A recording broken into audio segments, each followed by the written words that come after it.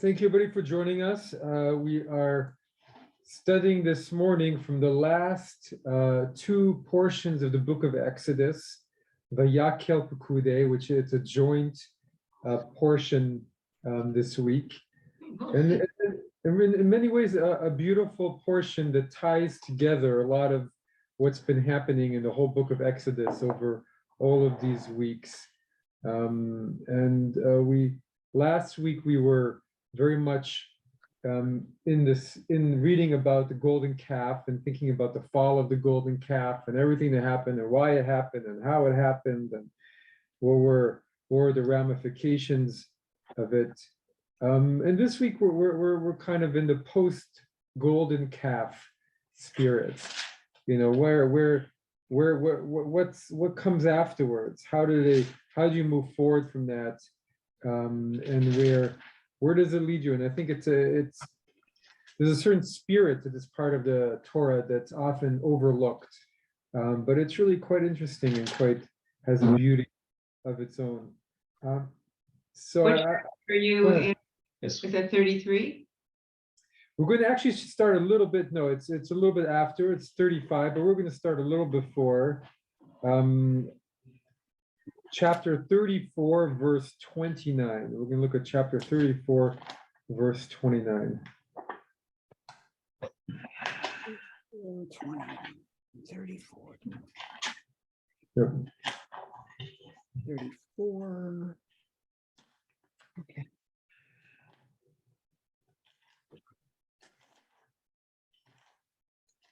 That's on page 545 in the Puma stream. Thank you. I didn't get there eventually. All right, go ahead. Okay, so 545 verse 29. 29, yeah. 29. So Moses, Why don't you go back one verse, 28. all right, and he was there with the Lord 40 days and 40 nights. He ate no bread and drank no water. And he wrote down on the tablets the terms of the covenant, the 10 commandments. So Moses came down from Mount Sinai, and as Moses came down from the mountain bearing the 2 tablets of the pact, Moses was not aware that the skin of his face was radiant, since he had spoken with him. Aaron and all the Israelites saw that the skin of Moses's face was radiant, and they shrank from coming near him. But Moses called to them, and Aaron and all the chieftains in the assembly returned to him, and Moses spoke to them. Afterward, all the Israelites came near, and he instructed them concerning all that the Lord had imparted to him on Mount Sinai. And when Moses had finished speaking with them, he put a veil over his face. Whenever Moses went in before the Lord to speak with him, he would leave the veil off until he came out. And when he came out and told the Israelites what he had been commanded, the Israelites would see how radiant the skin of Moses's face was. Moses would then put the veil back over his face until he went in to speak with him. And let's continue on page 552, chapter 35. Moses then convoked the whole Israelite community and said to them, "These are the things that the Lord has commanded you to do. On 6 days work may be done, but on the 7th day you shall have a Sabbath of complete rest, holy to the Lord. Whoever does any work on it shall be put to death. You shall kindle no fire throughout your settlements on the Sabbath day." Moses said further to the whole community of Israelites, "This is what the Lord has commanded. Take from among your gifts to the Lord. Everyone whose heart so moves him shall bring them. Gifts for the Lord, gold, silver, and copper, blue, purple, and crimson yarns, fine linen and goat's hair, tanned ram skins, dolphin skins, and acacia wood, oil for lighting, spices for the anointing oil, and for the aromatic incense, lapis lazuli and other stones for setting, for the ephod and the breastpiece. And let all among you who are skilled come and make all that the Lord has commanded.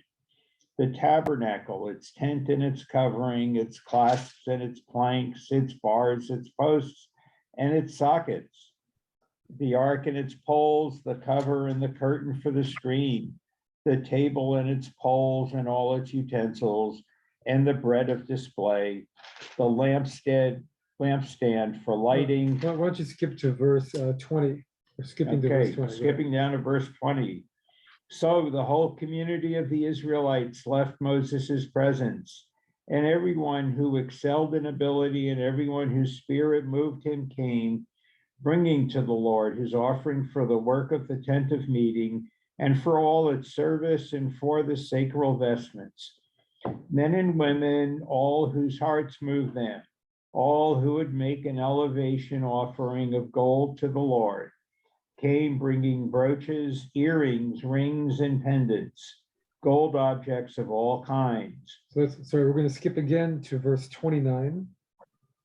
Thus the Israelites, all the men and women whose hearts moved them to bring anything for the work that the Lord through Moses had commanded to be done, brought it as a free will offering to the Lord.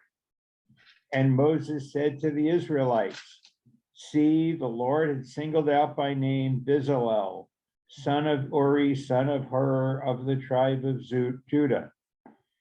He has endowed him with a divine spirit of skill, ability, and knowledge in every kind of craft. And so we're going to skip one last time to chapter 36.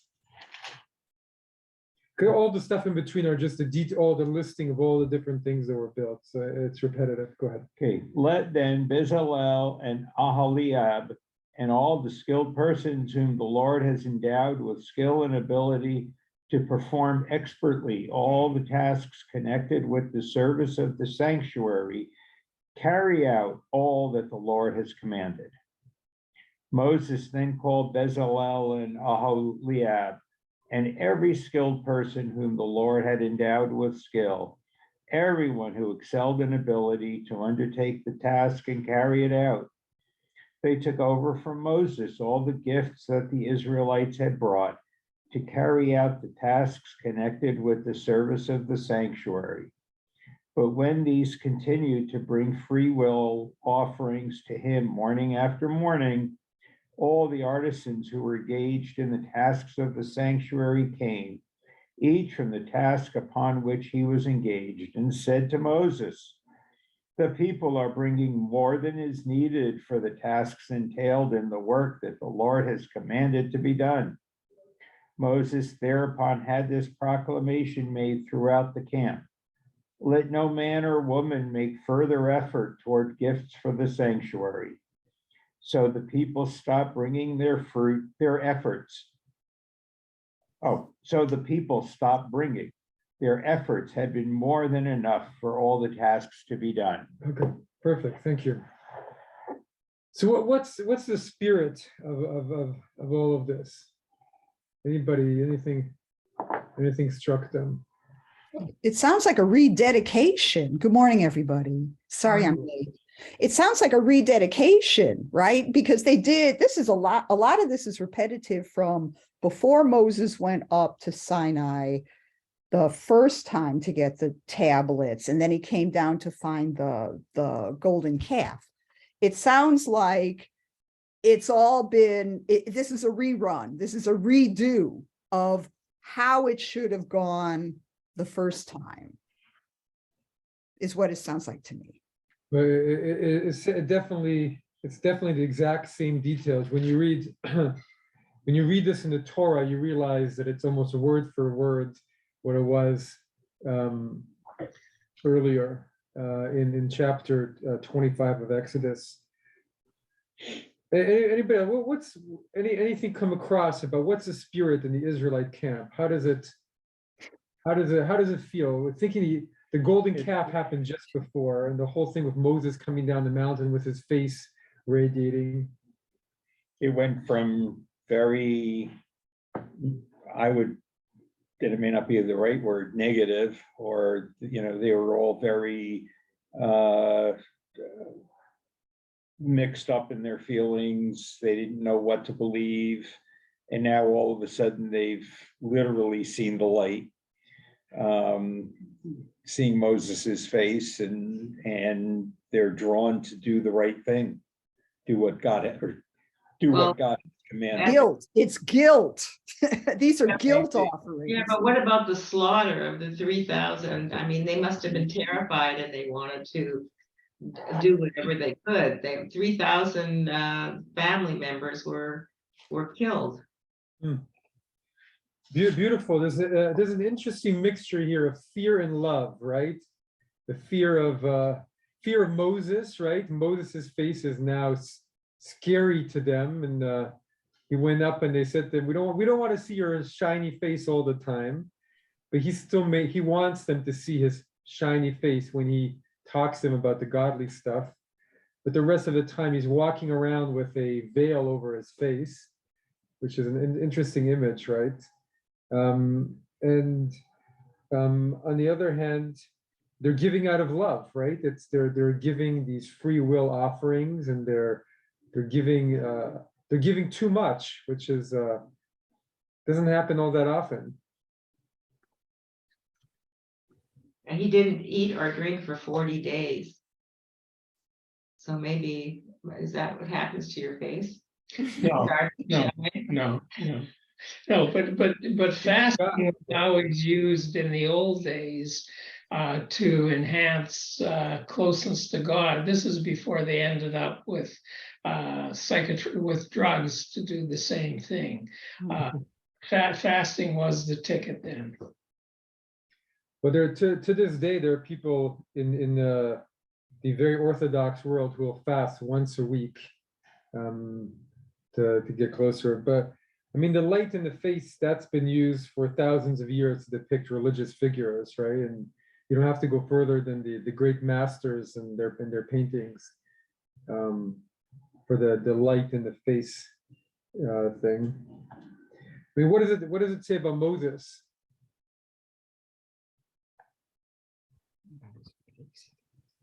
Well, Moses was a source of light. I mean, he had probably a 60-watt bulb sitting there behind his head that was shining through his eyes. By the way, the notion of things shining, 100 watts. thing was 100 watt. Well, it might have been 100 watt. I mean, The equivalent. yeah. I have this vision now, David, of Moses, and I'm not sure if it's just two bright spots on his face or literally beams coming out, either one of which I've seen in many comic books.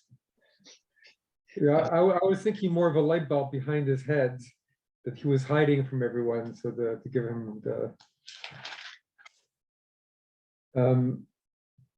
But he's gone through a transformation too, hasn't he? Through this whole episode of the Golden Calf, he's come down a different Moses. Everybody's a little bit different. The people are different. Moses is different, and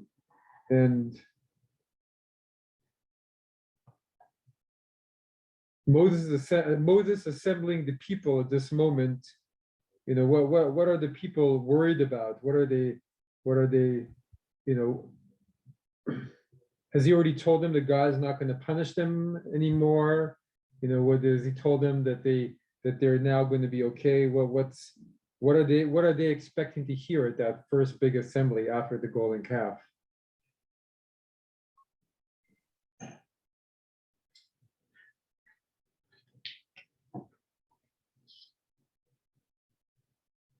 I think it's interesting that the first thing that Moses says, right after he comes down off the mountain with the tablets and the radiant face, is about Shabbat.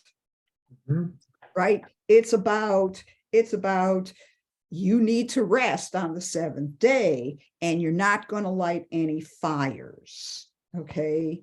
And then commences the offering, the free will offering. So why is he emphasizing Shabbat here? as he comes down off the mountain with the radiant face. I mean, it takes on this, I mean, because there had already been a command to rest on the seventh day. I think more than once, maybe, I don't remember, but at least one time, right? And here it is again, and it's isolated from the whole rest of the Decalogue, right? Which emphasizes its importance. Hadn't they been observing Shabbat all along in the desert? It's the only law other than the tabernacle that's mentioned here, right? There's nothing else, just Shabbat. I mean, there's the holidays that he mentions when he comes down, right? The first thing he comes down, he talks about. Let's go back to 34. 34:8.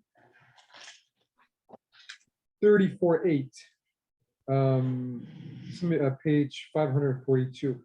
When somebody read for us page 34:8. This is after. Actually, we can even go a little bit back to 34:4. Is someone really able to read from 34:4? So Moses carved 2 tablets of stone like the first. And early in the morning, he went up on Mount Sinai as Adonai had commanded him, taking the 2 stone tablets with him. Adonai came down in a cloud and stood with him there, proclaiming the name Adonai. Adonai passed before him and proclaimed, Adonai, Adonai, a God compassionate and gracious, slow to anger, abounding in kindness and faithfulness, extending kindness to the 1,000th generation, forgiving iniquity, transgression, and sin, yet not remitting all punishment, but visiting the iniquity of the parents upon children and children's children upon the 3rd and 4th generation. And Moses hastened to bow low to the ground in homage. Do I go on? Yes, please, yeah. And said, if I have gained your favor, O my Lord, pray let my Lord go in our midst. Even though this is a stiff-necked people, pardon our iniquity and our sin, and take us for your own. And God said, I hereby make a covenant. Before all your people, I will work such wonders as have not been wrought on all the earth or in any nation. And all the people who are with you shall see how awesome are the Lord's deeds, which I will perform for you. Mark well what I command you this day. I will drive out before you the Amorites, the Canaanites, the Hittites, the Perizzites, the Hivites, and the Jebusites. Beware of making a covenant with the inhabitants of the land against which you are advancing, lest they be a snare in your midst. No, you must tear down their altars, smash their pillars, and cut down their sacred posts. For you must not worship any other God, because Adonai, whose name is impassioned, is an impassioned God. You must not make a covenant with the inhabitants of the land, for they will lust after their gods and sacrifice to their gods and invite you, and you will eat of their sacrifices. And when you take wives into your households from among their daughters for your sons, their daughters will lust after their gods and will cause your sons to lust after their gods. You shall not make molten gods for yourselves. You shall observe the feast of unleavened bread, eating unleavened bread for 7 days, as I have commanded you, at the set time in the month of Aviv, for in the month of Aviv you went forth from Egypt. Every first issue of the womb is mine. From all your livestock that drop a male as a firstling, whether cattle or sheep. But the firstling of an ass you shall redeem with a sheep. If you do not redeem it, you must break its neck. And you must redeem every male firstborn among your children. None shall appear before me empty-handed. 6 days shall you work, but on the 7th day you shall cease from labor. You shall cease from labor even at plowing time and harvest time. You shall observe the Feast of Weeks, of the first fruits of the wheat harvest, and the feast of ingathering at the turn of the year. 3 times a year, all your males shall appear before the sovereign Adonai, the God of Israel. I will drive out nations from your path and enlarge your territory. No one will covet your land when you go up to appear before your God Adonai 3 times a year. You shall not offer the blood of my sacrifice with anything leavened. And the sacrifice of the feast of Passover shall not be left lying until morning. The choice first fruits of your soil you shall bring to the house of your God Adonai. You shall not boil a kid in its mother's milk. And Adonai said to Moses, write down these commandments, for in accordance with these commandments, I make a covenant with you and with Israel. Okay, thank you. So those are the laws that are given right after he comes down and at the end of the golden calf. The first one makes a lot of sense, right? You shall have no molt, you shall not make a molten god, beware of idolatry. What is this? Is this just a best of a list of the commandments or the most important commandments, or it's an interesting list? And then we have, I guess we have Shabbat twice, because then right after it appears again at our assembly before the commandment to make the tabernacle.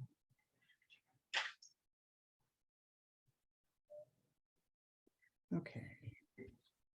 Pardon our iniquity. So we have those are the commandments Moses chooses to give the people right after he comes down from the mountain. First, it's beware of the other gods. You will have no other gods before me. Right, it's taught, which makes sense because of the golden calf, which happened right before. Then he talks about Pesach and remembering the holidays. There's the giving of your firstborn to me, sacrificing to God. Then there's Shabbat again, 6 days you shall work. Then we have Shavuot, and again Passover and the Bikurim. Then there's you shall not boil a kid in its mother milk, what you shall eat, and that's it.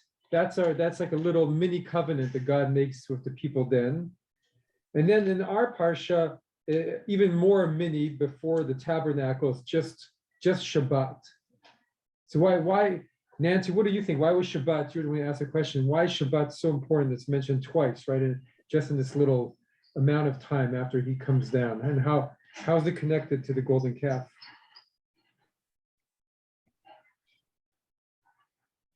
And the punishment for not keeping Shabbat is death. Very. Do you know, if you look in chapter 10 of that, say verse 10, in my translation, it says, and he said, behold, I will form a covenant in the presence of all you people. I will make distinctions such as have not been created upon all the earth and among all the nations.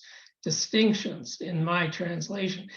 Distinctions are what he's making here. So and one of the big distinctions is the distinction between Shabbat and the rest of the week. But distinctions are the key, I think. And I'm not sure what the Hebrew word actually says on that verse 10. Which verse are you talking about? Verse 10.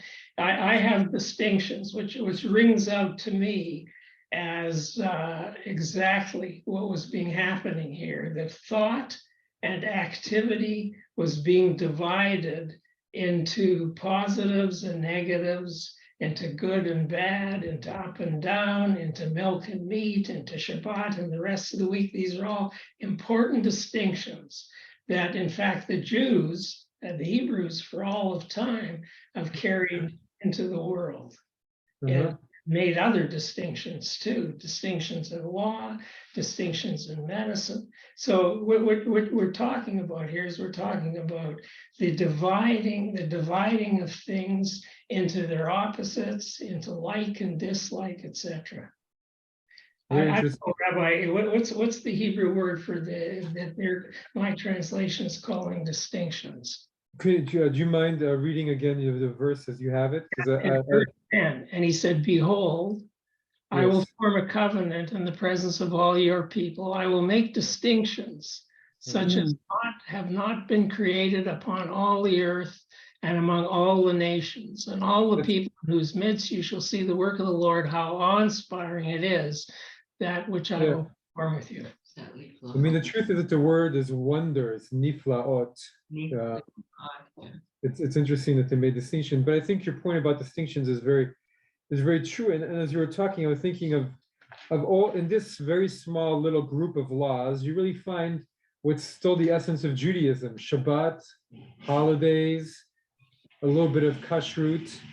You know, it's still the essence of Judaism on some level. It's another little mini covenant reminding the people of what's and even the distinction in Moses with the difference between when he puts his veil on, when he takes his veil off, and the idea of what's holy and what not is holy. And maybe that's really the message after the golden calf, that they needed to have a sense of being able to see what was right and what was wrong, and where you know what was holy and what was not holy. Go ahead. Yeah, thank you. I don't know who wrote the translation that David has there, but it seems to be drawing on Rashi rather than the translation itself, where he talks about these wonders, these nifaot, is the same meaning as in the verb beniflinu. I don't know if that's where Rashi's saying that. So to distinguish from other nations. So I'm just saying that's a kind of a gloss. That makes sense. What's your version that you're reading, David? The Chabad version. There you go. That makes sense. Amazing Yeah, to see. I like that version for some reason. It's amazing to have rabbinic commentary make its way into the translation. What else is going to happen? It turns into a very particular translation, a very Jewish. Well, all these translations are political, for sure. I will say that Chabad's translation, which I've spent a lot of time with, it's not really a translation, and it has they have a whole lot of the commentary in parentheses, in fairness, so you can tell that part. And other parts they embed right in the text in a pretty aggressive way. So I would just say be careful, but be careful with all translations. That's true. Sure. Well, even our understanding of biblical Hebrew in itself is not exact enough to know so much of it. We're working with a lot of traditions too. But go ahead. In the commentary, Yes. in the Eitz Chaim, refers back to chapter 33, verse 16, which does talk about Israel to be distinguished from all the other people. 33:16. Yeah. For how shall it be known that your people, It says, for how shall it be known that your people have gained favor unless you go with us, so that we may be distinguished, your people and I, from every people on the face of the earth? That's true. Veniflenu ani. Yeah, that's true. It's another use of that word. And that's what Rashi was commenting on. Interesting. So usually my comments are really simplistic. Take this for what it's worth. But when I am reading 34, it seems to me like, they say, hey, the people are saying, we want to have a relationship with you, God. And God's saying, hey, great. I want to have a relationship with you. And these are kind of the things that I expect out of you. This is how I see our relationship working. I'm making it's kind of like the promise of marriage, or something like that, so to speak, right? And I just it's kind of like so I'm kind of looking for you to revere me, to give me your first fruits and everything, because and honor and respect. And when I'm reading this also, it's really reflected in what they're doing for building the temple, right? Their love and adoration of God is so great that they just keep bringing so much stuff. So those are my simplistic comments. Take them for No, what those are very, I think it's a beautiful comment, and really it works into the whole spirit of it, which is really, I think, the most interesting part of the section. Which is right, they were married at Sinai, but something really bad happened in their marriage in the first month, right? So something really bad happened. And God was not too pleased when he came down and he found them adoring a golden calf instead of adoring him. That was a rupture of they were cheating, right? It's the very first, what was the first covenant of their marriage? This is an exclusive relationship. And it didn't work very well didn't happen. So God was willing to forgive them, but I love how you put it. And I think it's true. If you look at a thread tying all those laws together, a lot of it is about God, right? It's in the door, you're going to go to this place and there's going to be a lot of other gods who you're going to be easily caused to lust after, but don't do it. Don't do it. And give your best to me. And the people also want this new beginning, right? The people are like, I do want to be married to God. I wish I hadn't done that stupid thing I did a few weeks ago and then put the whole marriage on the rocks. So now I am willing to do whatever it takes. And I'm going to go buy the most beautiful flowers I can find to make up for what I did. And I'm going to build a house for my beloved, right? I'm building a house for my beloved, and I'm doing it precisely the way my beloved told me to do it. Right? I'm not gonna mess around anymore. I'm following the orders. Was a happy life, happy wife, happy life, or But God is the bride. Is God, God the bride or the bride? we're more the brides, as in The traditionally. people are the bride. Okay. There's no, that's the way the prophets see it, but it's a patriarchal world. Maybe we can shift it around a little bit. Well, but if you look at what God is promising, he's saying, I mean, the way I look at this is the commandments are minor compared to what God is promising that he's going to do and what he has already done. So he's saying, I just need you to do this little. He's actually asking, I think, relatively little for what he's willing to give and do in the relationship. What is he offering? I mean, first of all, there was the tremendous thing that happened, on the Sea of Reeds and bringing them, now they're in the desert and, bringing them here. And, he's saying, I'm going to do wonders that, you haven't even seen yet. I mean, I'm going to do all these things for you. I'm going to protect you. I'm going to, as long as you remain, now I'm lost. I can't find the passage again. I know it's in 34. But I'm going to, I will work such wonders as have not been wrought in all the earth or in any nation. And all the people who are with you will see how awesome are the Lord's deeds, which I will perform for you. So, I mean, he's already done like things beyond imagination. And he's saying, this is what I'm going to do for you. People are going to notice. And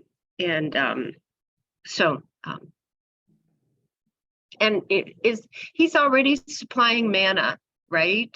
At this point in Exodus. I mean, so Yes.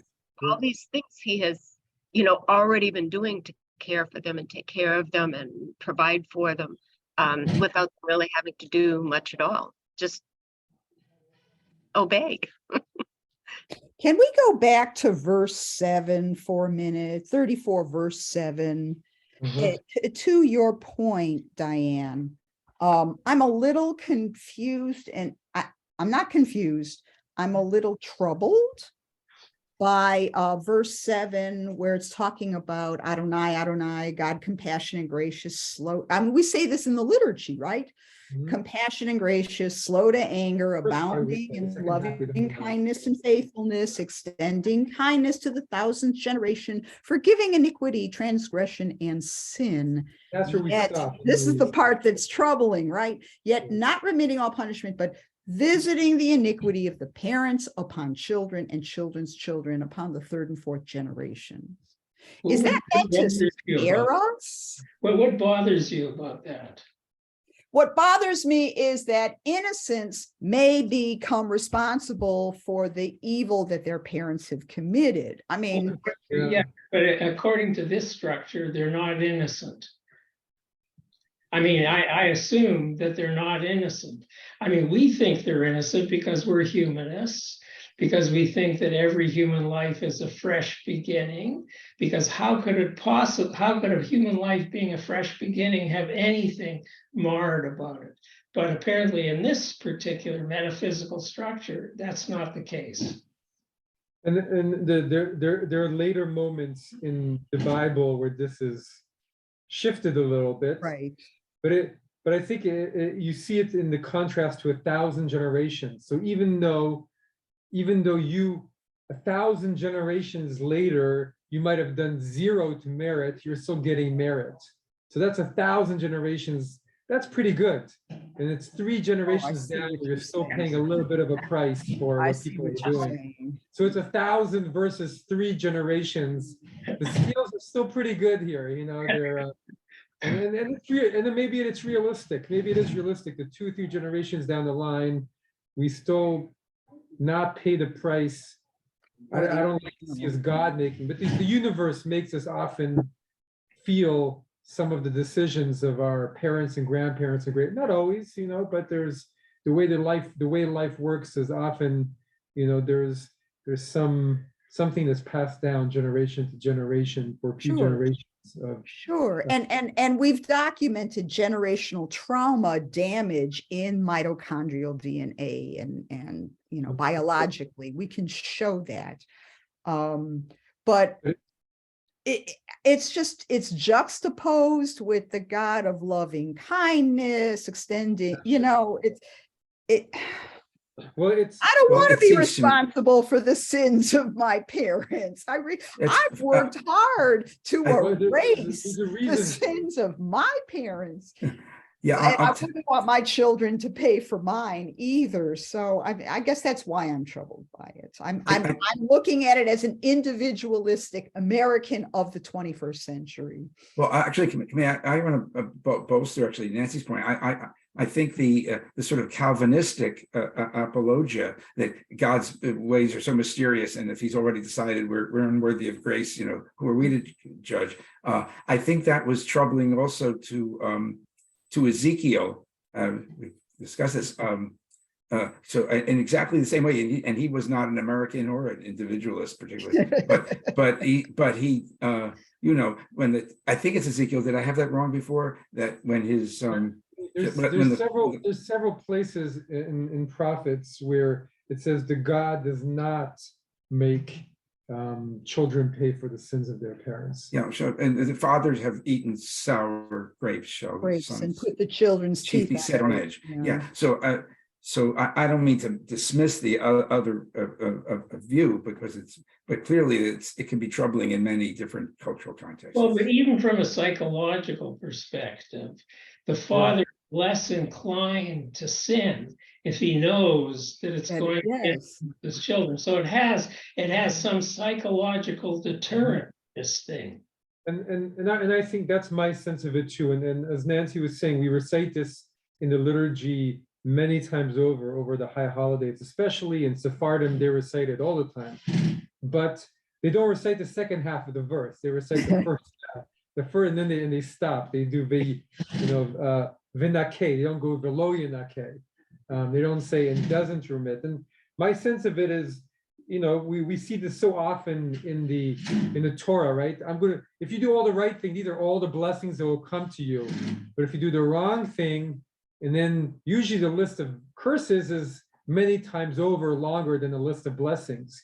Here, at least, the blessing is more substantial than the list of what's going to not come to you. So it's, my sense is the how we look in general at God discipline, presenting the equation before the people, and at least the way that's portrayed is, when you the spiritual and moral maturity of the people, they needed a little stick hanging over them to make sure that they did what they were supposed to do. So this was just a little, if you think that, for 1,000 generations, it's all going to be good, you're just going to say, well, it doesn't matter. I'm going to go and build a golden calf and God will forgive me and I'm all fine. And you needed a little bit of a stick there along with the carrot to make sure that people were, that's one way to look at it. This used to trouble me quite a bit as well. So now that I'm hearing this discussion, so I'm not sure, I'll have to rethink this, but the way I've kind of come to terms with it is, you meet somebody who's a real butthead, and Is that a theological like, term? Yes, as a matter of fact, it's in my commentary. But you meet somebody who's a real butthead, and then they have kids, and you think, the kids are real young and they're real sweet and stuff like that. And then as they grow up, oftentimes those children become buttheads like their parent, right? They take on those characteristics. And or if you have really nice people, their children usually, not 100%, but usually reflect those people and their qualities.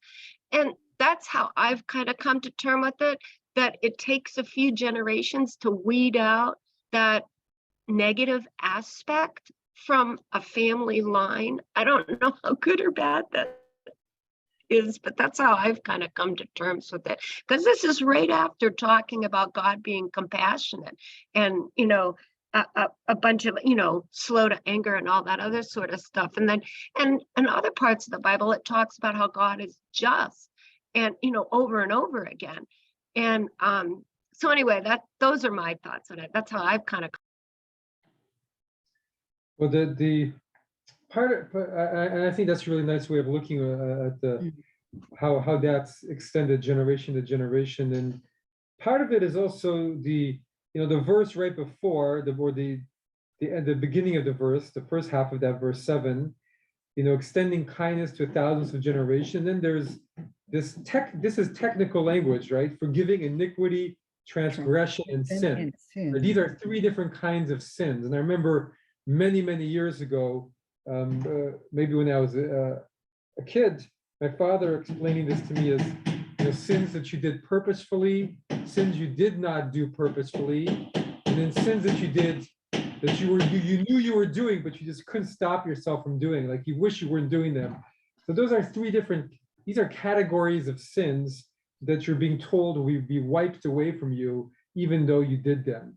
That's an amazing promise, right? That's an amazing promise. There's a workman in the hall outside of the room. So if you hear some noise, the drilling. So usually you think that sin is like something that's drilling inside your brain and your heart, right? But really sin, what he's saying is sin does not drill that deeply into you. God is going to wipe away all those sins. But if you really think that God is going to wipe away all your transgressions of all kinds, even the ones you do purposefully, then you'll just sin all the time. So this is like a little warning about also that sometimes the things that you do have an impact. And that's just, I think based on what Diane and others are saying, that's just the reality of the world. If you, not so much a sin, but if you have a negative pattern of behavior and you'd like to think it's not going to affect your children, but you might tell them, don't do what I do, but they're watching. They don't care what you say. They only care about what you do, right? They only care about what you're modeling. They don't remember what you say to them, but they remember what they see. So that might be something about the way you reap what you sow is transmitted, And we see it in the life of nations too, and then kind of the collective fate of a people. I'd like to get to our source sheet just to continue with this discussion and really focusing on that second part of how the spirit of the people coming out of the golden calf, God talking to them and trying to set them right and refinding that place of tying the knot and the marriage again, and how this moved the people in the construction of a tabernacle. Will somebody read for us Tur Ha'aroch, the beginning of our source sheet? This is that first verse where it says that Moses assembled the people. Oh, Phil, go ahead. You got it. yes, thank you. Am I unmuted? I want to make sure. You are. Yeah, you are. Okay, good. Thank you. Vayakhel-Pekudei Ha'aroch. The assembly mentioned here occurred on the day after Moses had returned from his last trip to the mountain on Yom Kippur and had informed the people that the instructions, to build a sanctuary for God were living proof that they were back in God's favor. While it is true that Moses himself had already received such instructions on his first ascent to the mountain, to it chapter 25:8, seeing that the sin of the golden calf had intervened and God's manifest presence had withdrawn in the interval, these instructions now had to be renewed.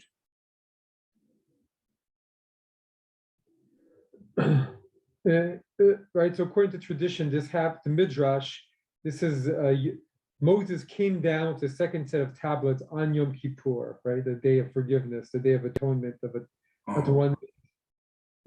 beautiful Midrash, right, and so then this is after Yom Kippur, right, as we build our sukkah, they're beginning to build a tabernacle, right? That's the beautiful way that the rich way that tradition brings it into our sense of practice. Okay, let's continue. Orach Chaim. Shall I go on? Yes, please. Yeah. Oh, Orach Chaim. And now this is the text. Moses assembled the entire Jewish community. That's the Adat B'nai Yisrael, etc. Why would the Torah mention that Moses assembled the people, something that occurred every time he was told by God to address the people? I suppose that seeing the people were afraid to face Moses after they had seen how his face emitted rays of light, he had to issue a call for a general assembly so that some people would not stay at home for fear of being blinded or burned by those rays. This may also be the reason that the Torah emphasized that Moses assembled the entire community. Right, a sense of the this was a big moment, right? Moses came down off the mountain and he was suddenly with these blinding light. And this is part of the healing process, right? Assembling the whole people was a healing moment, getting everybody together. And they were afraid of Moses. By extension, they were pretty afraid of God with those 3,000 people that we talked about at the very beginning. Ibn Ezra. Blessed is the Most High God, who led his people with might. Through his messenger, whose face shined as the light of the sun, he commanded Moses on the mountain to prepare a tent for his dwelling, as stated in the Torah portion, Vayakhel. And Moses assembled. Moses assembled the people so that all of them would hear from him the report about the tabernacle and would donate to its construction. So this is a very unusual comment by Ibn Ezra. This is like a little prayer that Ibn Ezra inserted, which I feel just shows the beauty of this moment, right? Blessed is the Most High God, who led his people with might through his messenger. And it's saying something about the beauty of this moment, that after the golden calf, instead of the people being on, you're in limbo. I'm not going to give you my full love for the next 3 years until you prove to me. That's not what's happening here, right? God forgives them fully. Not only does God forgive them fully, but offers them even more. Now Moses, our intermediary, is even more powerful. Now I'm giving you another chance to build an even more beautiful sanctuary. I mean, it's a full forgiveness in some ways, and it's really, and the people respond to that sense of God and Moses is channeling that moment of this beautiful moment of coming together himself with this assembly, right? He's not saying, stay in your homes for 30 days and 30 nights and strike your chests and wear ash on your head. This is God is willing to forgive them. It's really something. Okay. Are you saying that this is unusual for Ibn Ezra himself to make this kind of a comment? It is.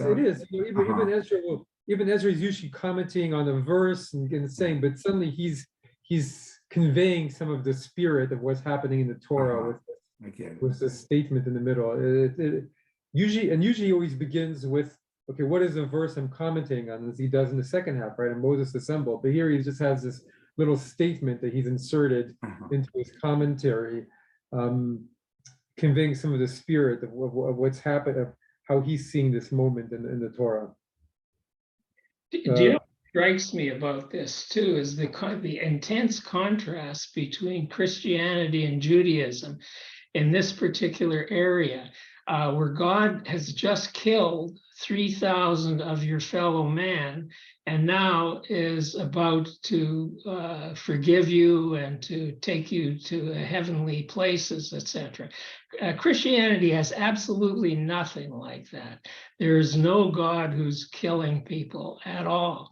And it's interesting. So what sort of as you think about what effect, the contrast in the effect of hearing this story as a Jew and hearing the story of Jesus as a Christian, what the effect on character, personality, action, and people are. It's very interesting. I don't have an answer for that, but there certainly is a huge, huge difference in the shape of the way the people will evolve given this form of God versus that other form of God. Well, it's made more complex too, because it's not like the Christians also are coming from a completely different place. They're kind of coming out of Judaism too. So it's the difference between the two is often highlighted, but the circumstances are also very different, and in terms of where this is coming out of, and 1,500 years later, in the context of Jesus teaching, but well, Jesus is also, Jesus is the beginning of humanism, and we've all inherited large pieces of that. The ancient Hebrews were certainly not humanists in the sense that man is the measure of all things, or every man is a holy vessel, etc. The ancient Hebrews were very, very different from that, and we carry some of that remnant inside of ourselves. Well, they were more ancient. They were more ancient people, and I would say that Jesus's rabbinic contemporaries were also speaking in similar terms to Jesus. Hillel and Shammai and the early rabbis were also speaking in more humanist terms, and we're already nowhere near as comfortable with some of this stuff that was happening in the Bible. But go ahead. I'm sorry. I just want to stand up for the vengeful God of the Christians.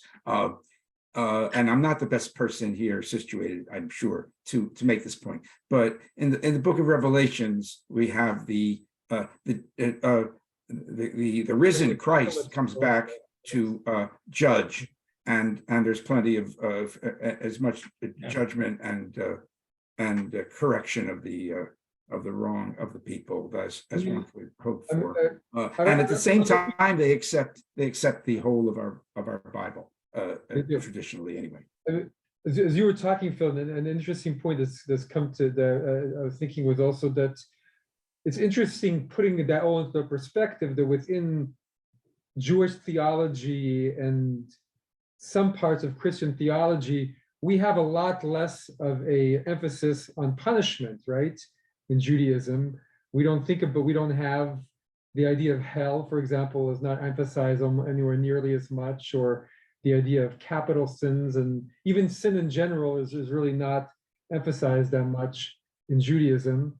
While in Christianity, even though the idea of God as being or of Jesus being forgiving, the idea of sinning seems to have a much larger footprint, at least in Catholicism and in general. So it's an interesting thing that you have that. So we live